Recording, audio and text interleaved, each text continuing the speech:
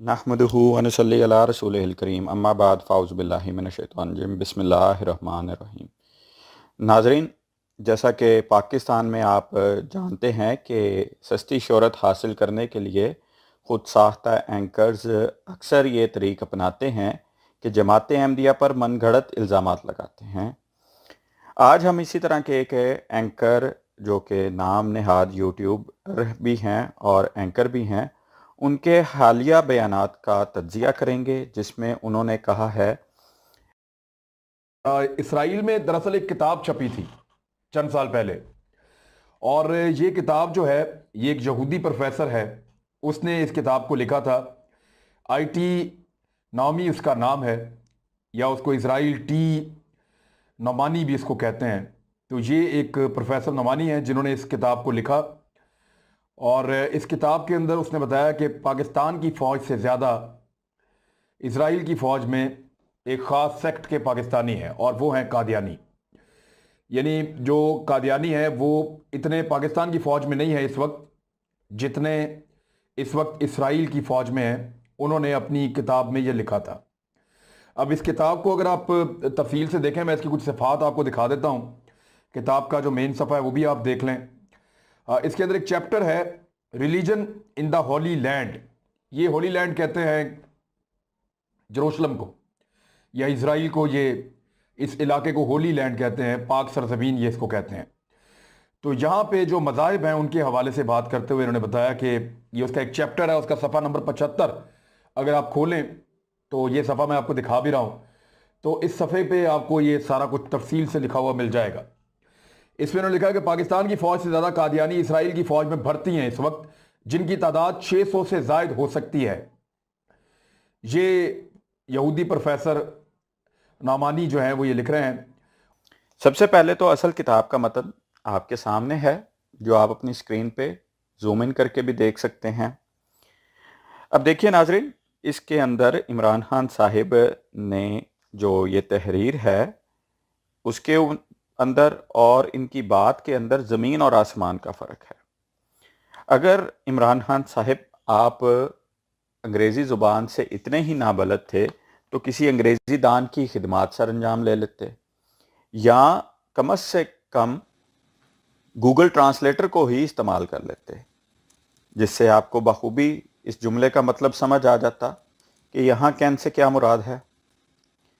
Can say यहाँ सिर्फ ये मुराद है कि इसराइल का कानून अहमदियों को इजाज़त देता है जो इसराइल के नेशनल हैं, और ये उनका एक मुल्की हक भी है और दुनियावी समाजी हक भी है, क्योंकि हर फ़र्द जो अपने मुल्क का वफ़ादार होता है उसको इस चीज़ का हक होता है।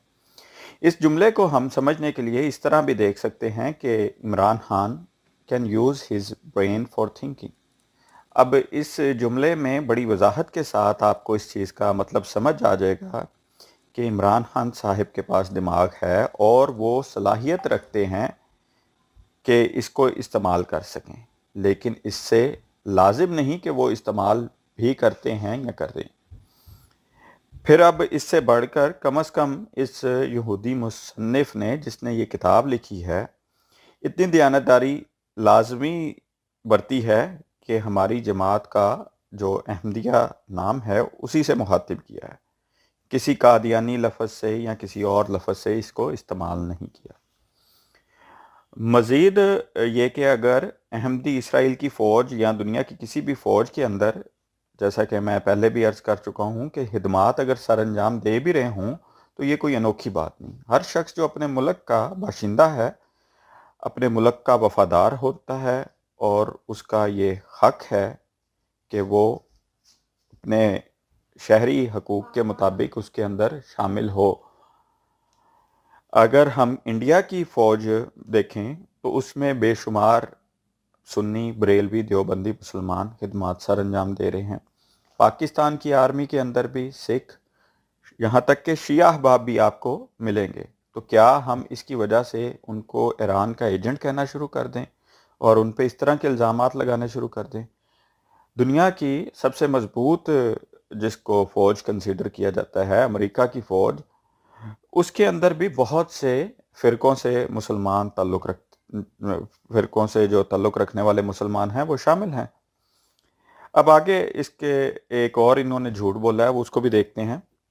اب اسی کتاب میں ایک اور چیز لکھی ہے، اور اس آرٹیکل میں بھی وہ یہ لکھا گیا ہے کہ کتاب کا مصنف کہتا ہے کہ قادیانیوں کے ایک انتہائی سینئر رہنما نے اپنے ہی ریسٹورنٹ میں بیٹھے ہوئے، مانچسٹر میں ان کا یہ ریسٹورنٹ تھا، وہاں بیٹھے ہوئے مجھ سے کہا کہ give peace to the Ahmadi if you want peace in Karachi, کہ آپ قادیانیوں کو امن دیں اگر آپ چاہتے ہیں کہ آپ کو کراچی میں امن ملے۔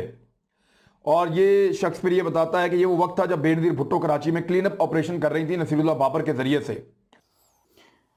موصوف جو تھے وہ جھوٹ بولنے سے قبل کم از کم تھوڑی سی تحقیق کر لیتے تو ساری دنیا کے سامنے ان کو ذلت اور رسوائی کا سامنا نہ کرنا پڑتا اور ان کا یوں بھانڈا نہ پھوٹتا۔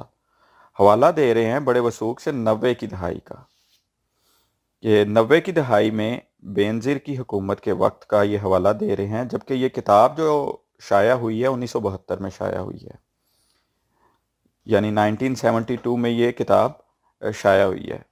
تو اس یہودی کو تو کم از کم ان کو اپنا پیر و مرشد مان لینا چاہیے، جس نے 20 سال قبل ہونے والے واقعات کو پیشگوئی کے طور پہ اپنی کتاب میں درج کر دیا ہے۔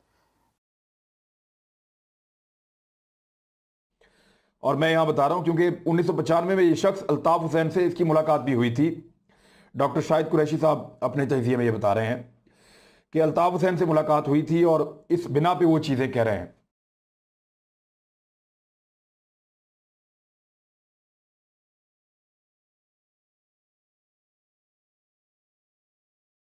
میرا دل کرتا ہے کہ میں دعا کروں کہ یا اللہ لفافے لینے والے سب صحافی کتے کی موت مر جائیں، تو میں سوچتا ہوں بچیں گے کتنے۔